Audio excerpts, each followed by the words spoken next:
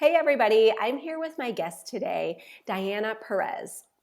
And Diana is the host of a podcast named It's Not About Me. It's Not About Me is about self-healing and life experiences that mold us, as well as connecting with one another. Thank you so much for having me, Valerie. I am excited to be on your podcast, which I also have listened to and I'm a fan of as well. Can you tell me a little bit about what led you to want to do a podcast? Yeah, so I actually saw a free course on Facebook about starting a podcast. And I sent it to my cousin because my cousin's been talking about starting a podcast for years. So the first person I thought of was her. I was like, I got to send this to her. She needs to see this. It's free. That'll give her what she needs so she can finally get started. And the first day that the course begun, she sent it right back to me and she said, you need to do this with me. And I was like, okay. So then I did it with her. And even the first couple of days, I was like, am I really going to do a podcast? I was like, I don't know if this is my calling. Like, am I supposed to do this? But then by day 3, I was like, you know what? I can do this. I should do this. Yeah. And yeah. And one of the big reasons why I decided to do it was because openness for me has been like a difficult thing my whole life. Like I've been guarded my whole life because of my environment and circumstances and such. And I just thought, you know what, this is a great opportunity for me to be open because it forces me to talk about things and it forces me to get deeper, knowing that people are going to listen. And it's been such a blessing because from the moment that I started recording my first episode to now, there has been so much growth in myself and I can see the difference of what I'm willing to say. And it's crazy. It's been a great growth. That's amazing. I am so glad you started. So, Diana, you talk a lot about different perspectives and different vantage points. And I think that's so important for us to remember. I recently remembered that there's a picture of an old lady versus a young lady, and you can see both. It's like just a visual illusion. But sometimes I feel like, if I see a old lady when I'm looking at this drawing, but like my spouse sees a young lady or my kids see a young lady, we can defend our point of view so much, but it really is different perspectives, different vantage points. And I know that you go into that a little bit. So do you want to share some more about what you talk about with your listeners? Yeah. So perspective is huge, especially when it comes to healing, which is what I like to talk about most because that's the whole point of my podcast. Uh-huh. And that's such a good example, like the old lady and the young lady, because when I see that, it reminds me of me and my mom, which is where it all comes down to. Like, I grew up in a single parent household, never met my father, grew up with my mom and my sister. Mm-hmm. And as a kid, there's so much that you don't see because you haven't experienced life. You're not an adult yet. Yeah. So when I was young, I just had my own perspective. I couldn't see past myself. So I was just thinking, of all the things that I needed that I didn't have in my home. And then when I got older Mm-hmm. and I became an adult and I worked and I understood what it took to raise a kid, I was able to see my own situation through my mother's point of view. And it flipped my entire perspective of my whole life because Yes. now as an adult, I'm like, wow, before I would think, wow, my mom didn't give me some things that I needed. Mm-hmm. And as an adult, I'm like, wait a second, she gave me everything she could have possibly given me. You can't expect so much from one person, especially when a family, you need 2 people and it was just my mom. So Mm-hmm. it completely changed the way that I looked at my own life. And it goes from kind of like a sad perspective to a more grateful perspective. Yeah, that's amazing to have that shift in view. I mean, I feel like, Mhm. as children, like we're always expecting our parents to be perfect. And then like as we Mhm. grow, we're like, oh, yeah, like they had so much going on themselves that we didn't really see when we Mhm. were children. And Exactly. yeah, I think that yeah, that's just something that I really feel is so important to um start for me and my own healing. Like I know I have like some generational legacies that I talk about a little bit, which I haven't really discussed much, I feel like, on the podcast. I mean, I go into on every intro about as a mom, for example, like we can influence other generations, Mm-hmm. and we don't know how our work as a mom or as a person, like maybe the seeds that we plant, we won't necessarily see the growth until years later, or maybe different generations. And but it doesn't diminish like what we teach. And so I think now that I'm a mom, I think about, okay, how did my mom respond? And how is that something that I can improve on? And it's just a different vantage point, which is, I think, so Mm-hmm. fascinating in life. Um, Now, Diana, I know you talk a lot about fear.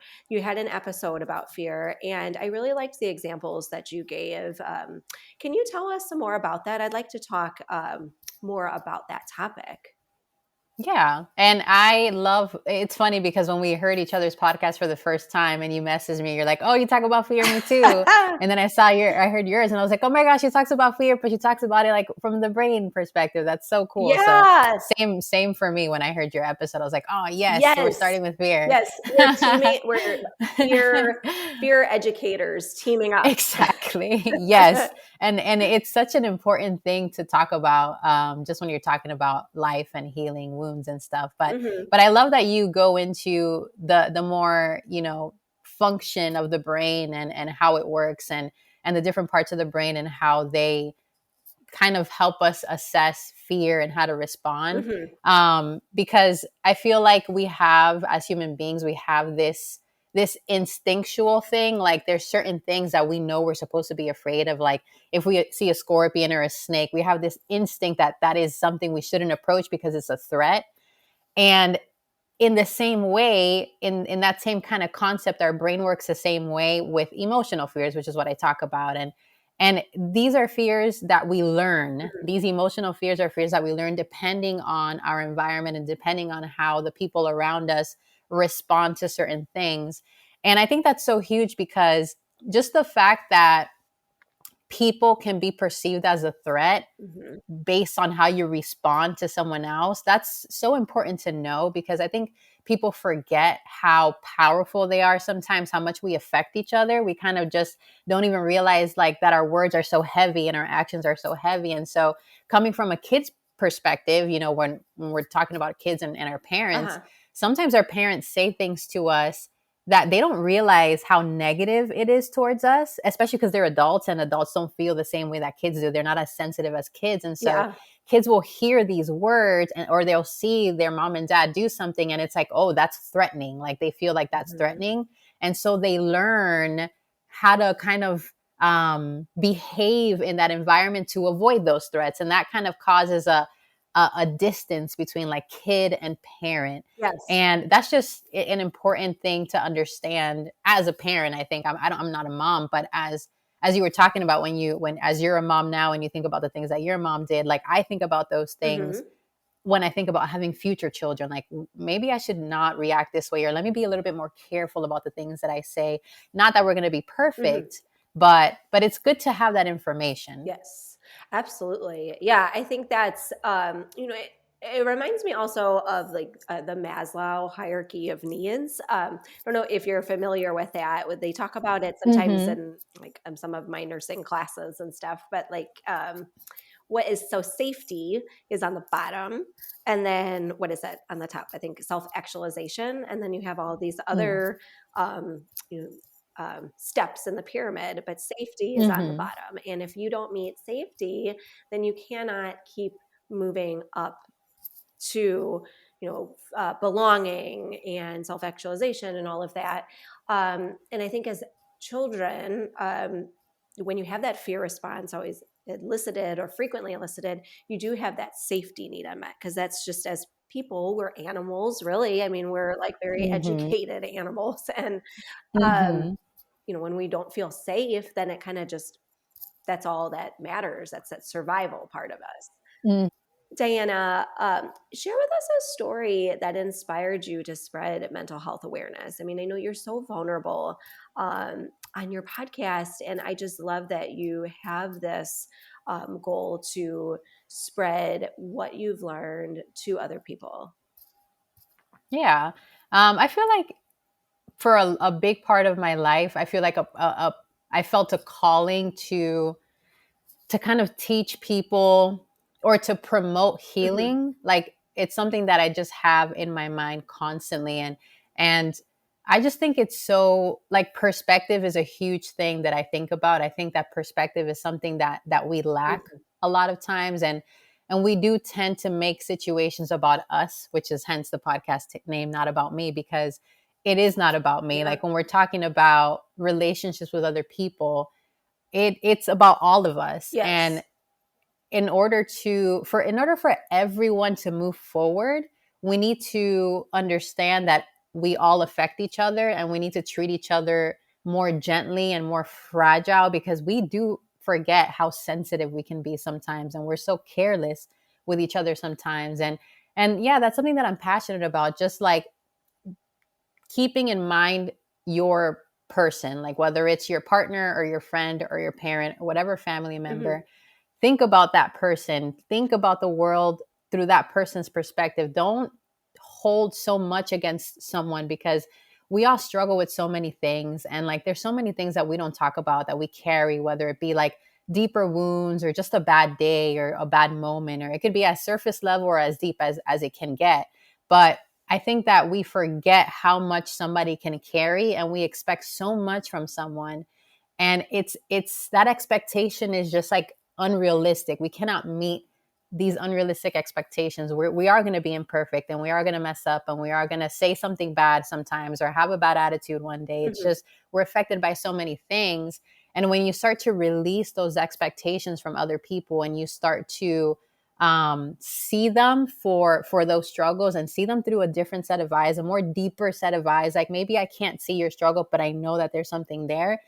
It makes it more about the other person. And then it gives an opportunity to actually give and receive love, which is what we were meant to do in the first Yeah. place. So, yeah, I talk a lot about that. It's just something that I'm just super passionate about. And just my own self, I feel like I have so many wounds that I haven't healed because I haven't verbalized them, and I haven't let them out of my system. I'm definitely the type of person to internalize and to repress, and all of that has affected me my whole life, and I just didn't want to be that way anymore. So I knew that I had to start doing something to heal myself, Mhm. to be open and to be vulnerable. And hopefully in me taking these steps, other people can relate and say, you know what, if Diana can do it, because I mean, I'm telling you, like, I was super guarded. Like the fact that I'm even talking Uh-huh. about this is a huge, like, milestone. Like if I Awesome. can do it, anybody can do Yeah. it. That's great. I think that that is such a testimony to like how we when we are working and practicing on something and like you're growing those neural pathways in your brain and getting Mhm. making them stronger. That's awesome. I think that it reminded me as you were talking about this time that I was at, like it was like a retreat that I did a while ago, and we had to write down negative thoughts or like I guess like negative self-talk. And so they Mhm. gave us a few minutes to do that, and I wrote down like way too much because I feel like I'm always have these tapes running in my head. And then after Mhm. that, they said, okay, now you have to write every single word on an individual block or a brick. And so I had like, I don't know, it was at least 15 of them. And they said, well, you have to carry them around for the rest of the day. And I was like, I should not have written down this many words. And it was Yeah. at a hotel. So I just looked ridiculous. I mean, all of us looked ridiculous. But like, this was when my oldest was just a baby, and we had planned to meet up with her and my husband, and she wanted me to pick her up. But when she saw me walking out with all these blocks, but I couldn't pick her up because I had all these blocks that I was holding, Mhm. and I had to like set down my blocks in order to be there for her, like to pick her up. And I thought that was Mhm. like just a good visual, like after it was done and we had to reflect on it as to, yeah, I mean, I can carry these blocks and we do so many times, like carry all this negativity with us. But when we set them down, we just have a lighter load. We feel more free to be ourselves and, Mhm. and to be there for other people. Um, so it's just, I'm so glad that you're able to inspire others with what you're doing and having that ripple effect of love. I mean, like we talk about so much of So love is an Mhm. action. It's not just a noun. It's Mhm. not just like as a mom or as a woman or, as anyone, we can say, Mhm. you know, this is like, I love you or I do these, but it's really in the action of what we're doing Mhm. that other people are seeing. Um, so Diana, I want to touch base on your latest podcast episode. You talked about worth, and I think that's so important to talk about with our listeners because I know sometimes I struggle with self worth. Mhm. Yeah, that's a big thing for me too. It's like another calling that I have is just for people to understand that they have worth, and that's a huge one for me too. Like I said in my episode, fortunately it's not something that I've struggled with, and the only reason that I have not struggled with is a testament to the Lord, because if I didn't grow up in a Christian household, if I didn't understand my place in the world, and the fact that there is a higher being that I come from, I don't think I would have ever gotten to that place of self-worth, because Mm-hmm. so many people that grow up in the same situation as me, single parent household, no father Mm-hmm. around, abandonment issues, all these issues come up, and self-worth is a hard thing to attain when you feel like your parents are not there. That's just like a that's an effect, like a psychological effect that you can have as a child growing up in that kind of Yes. environment. And I feel very blessed that, fortunately, the one thing that I did have was the Lord and my Mm-hmm. Christianity, and that was what led me through. I never had an issue with that, because I understand the world, and I'm able to see the world for what it is, and I'm able to understand that just like every other creation on this earth, I am a creation as Mm-hmm. well. And I have life. And to me, life is the most valuable thing that there is. And the fact that I have life and I can breathe life, that is already worth, Mm-hmm. because life is worthy. So, yeah, unfortunately, it's something that people sometimes are told that they're not worthy by, parents or other family members or close friends or teachers, any adult figure. They might tell someone you're worth nothing, or sometimes you feel like you're worth nothing because you were abandoned, or sometimes you feel like you're worth nothing because you haven't been able to accomplish something that somebody else has. It can come from any voice, including your own voice, but like I say in my episode, it's not something that can be taken away from you. It's something that you had the moment you were born. Mm-hmm. Mm-hmm. Absolutely. And I think that is just so powerful, especially, when I look out into nature. I mean, I talk a lot about that. I feel like that's one of my back roads. I talk a little bit about like back roads and highways, and highways for me are like Mhm. frustration and anxiety, like mental highways, and mental back Mhm. roads are okay. What can I do to change this pathway that's happening? So for me, like gratitude, compassion, and mindfulness, and I feel like from Mhm.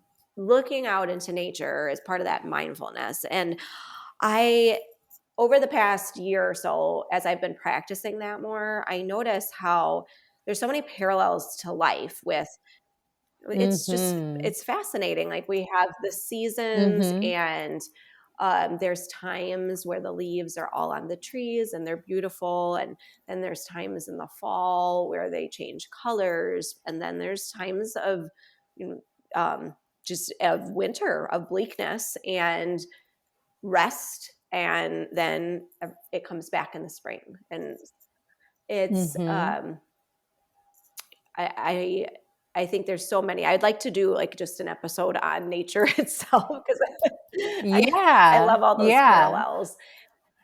Yeah, no, I agree with you. I love that. I find that to be true as well. There's so many things that Hmm. I've learned just by watching the earth and how the earth Yeah. works. And something that I realized recently, there was a point where I was going through a lot of anxiety this year. It's something that I've been dealing with up and down for the past Hmm. couple of years, and I moved to a new state this year, and it was like a whole story where my best friend, I came to move in with my best friend and her husband because she was pregnant, and then she got her water broke at Mm. 28 weeks. They got rushed to Hmm. the hospital. She ended up staying there for 6.5 weeks because they injected her, and the baby fortunately stayed Hmm. inside her womb, and they were able to give birth at 34 weeks. But for 6.5 weeks, I was taking care of the home. I was taking care of the animals. I was doing all the household stuff, and I was by myself most of the time. And so anxiety crept back in, and it was like such a Mhm. difficult time. But one of the things that I noticed in those 6.5 months that I was, or not 6.5 months, 6.5 weeks, I started to notice a lot of yellow and black. And like when I see a lot of the same thing, I'm like, okay, I need to learn something from Mhm. this, right? And so I would see yellow and then I would see black, and I would see yellow and I would see black, and I would see yellow and I would see black. And I started to notice it everywhere. And I'm like, what does this yellow and Yeah. black mean? And so I Googled it. I was like, yellow Uh-huh. and black. And what Google told me was that yellow and black make the color Okay. green. And green is the color that Oh, signifies uh-huh. life. And so I was like, wow, this is mind blowing, because when people think about yellow, they think about positivity and the sun Mhm. and light. And when people think black, they think darkness and hard times. And it's like, wow, we need both things to have green, to have life. And life consists of both of those things. And that was so mind blowing to me. I was in awe. I'm like, wow, something as simple as two Yes. colors coming together to make the color green. Like, how metaphoric Uh-huh. is My that? mind's blown right now too. Yeah. Yeah, Yeah. that's very true. Like, because we need, uh, yeah, like I think us humans so much want just sunlight all the time, and we can, be Mhm. frustrated when it's a cloudy day or a rainy day or whatever that might Mhm. be. But that has its time and place too, and there's learning that like it's, yep, it's a cycle. It's yes. Mhm. Um, are there any animals that you have, or like any nature type things that you've noticed? I know you said something about birds flying in the sky. Is there any like Mhm. particular one that you identify with, or that you want to learn more about? Well, here I just Okay. moved to Tennessee, and I was living in Florida before. So Florida, you've got Yeah. basic birds. There's nothing crazy going on in Florida, but in Tennessee, there's a lot of birds that I have never seen, and so I've been kind of trying to Google them and say, what bird is this? Like, what? I have Uh never huh. seen this bird before. But my current bird is the red cardinal. Like every time I come out, especially because of the time that I've been in right now with like battling anxiety, every time I go outside, I see a red cardinal. And for me, that red cardinal symbolizes like, you know what? Yes. In due time, you will get through this. In due time, this will be over and you'll move on to the Hmm. next step. So right now, for sure, the red cardinal just That's, signifies that for yeah. me. I'm. That's so crazy you mentioned that, because the red cardinal is also for me too. I feel like such a, like it is a Nice. calming bird, and then when you see it, it just, there's something Mm-hmm. about just, I don't know. Yeah, like in due time, like you, it's okay. It'll be okay. I struggle to talk about worth. I struggle to talk about negative thoughts sometimes. Like if I can absolutely have something written out, and I can think about it, and just talk about what I wrote out. But for me to actually, Mm-hmm. on the spot say, okay, here's what I'm going to say about what I think about myself. Like, I don't know if I could do that. And as for Mm-hmm. our listeners, like, how would you start? Like, if you don't really even know how to start accepting yourself, like, what can you start to do to recognize that worth, or is that something you, to get help with? Yeah. I mean, I think the best advice I can give is to look at yourself objectively, because we know Hmm. ourselves so well. And to a degree, it can be Hmm. our downfall, because we expect so much from our own selves, and we set goals for our own selves that we sometimes don't meet. And you have to look at yourself from an outsider's perspective. Like, you are a person just like everybody else. Like, no one is more human than anyone else, no one is less human. You are human, I'm human, we are the same in that way. And if you can see value in anyone or even anything, because we're all here on the earth, sharing the earth together. If you think that anything is valuable, especially another human, then by default, so are you, because you're human too. So it's like you have to kind of stop looking at yourself with such such like high Hmm. expectation. Just you don't need to do anything to earn value. You already have value just because you are alive, and everybody, like I say in my episode, everybody truly is unique. Like even two people who grow up in the same environment come out completely different people, and have completely different points of view and completely different perspectives. And your perspective is valuable just like anybody else. You're here for a reason. There's a reason that we are all here, and we all serve a purpose. And if you don't allow yourself to be valuable and to even think that you have a purpose and that you're here for a reason, literally we all suffer for that. We all suffer for every person that chooses not to share their story, for every person that chooses not to share their experience, for every person that chooses not to speak up and use their voice. Everyone suffers for it, because imagine if all the great people that we know in history was like, nah, I have a great idea, but I'm not going to say it. I'm just going to keep it to myself. The world that we live in would not even exist. We wouldn't have everything around us. Everything around us has been made by human hands, and you are human just like any other human that made those anything that's around us. You have the same brain, the same capacity, the same capability. We're all the same. Literally, we're all the same. So yeah, just remember that life is so much bigger, and you are part of that bigger plan. You are part of that achievement that we need to make, and we can't make it without It's every single beautiful. person. That's so well said. Like I absolutely agree. It reminds me one other just parallel to nature, because apparently that's what I want to talk about a lot tonight. But is the butterflies, like the butterfly migration, and Mhm. it's not just one butterfly that migrates. It's multiple like generations and multiple butterflies that make that journey possible. So it's kind of like it ties Mhm. into just us all being one when you think of it in that way. Like Mhm. I find them so symbolic in that sense of, we're all part of this earth, and we're all just, doing the best we can and giving what God gave us, Mhm. and doing what he called us to do, and just helping others out along the way in love. Exactly. And like when you said butterflies, you reminded me another just visual that I always think about too is just space and every single star in space. I always think like the space wouldn't be extravagant to look at if it was just one star shining. It'd be like, oh, there goes the North Mm-hmm. Star again. What makes the sky so beautiful and so captivating is the array of stars shining at the same time. And nobody looks and says, oh, wow, that star's cool, but that one's not. Like they're all the same, and they're all shining together in the sky. And that unity is what makes it so precious and so rare. And it's the same with us. We're like the little Mm-hmm. lights on earth. Like if there was only one of us, it's like, Mm-hmm. okay, Mm-hmm. there goes John.